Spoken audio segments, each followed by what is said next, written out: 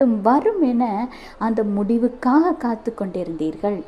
இன்றைக்கு கர்த்தர் உங்களை பார்த்து தான் சொல்கிறார், முடிவு சமீபமாயிற்று. ஆனால் நீங்கள் ஒன்று செய்ய வேண்டும். என்னன்னு தெரியுமா?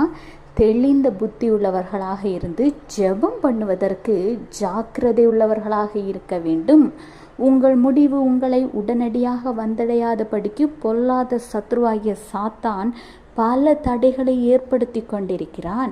எனவே ஆண்டவருடைய சித்தம் உங்கள் வாழ்க்கையில் நிறைவேற தடையாய் வருகிற அந்த பொல்லாத சத்ருவாகிய சாத்தானை ஆண்டவராகிய இயேசு கிறிஸ்துவின் நாமத்தினாலே கடித்து கொண்டு ஜெபம் பண்ணி ஜெயமெடுங்கள்.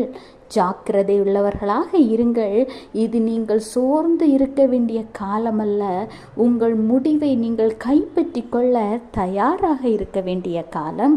கர்த்தர் உங்களை நேசிக்கிறார். Have a blessed day. Jesus bless you.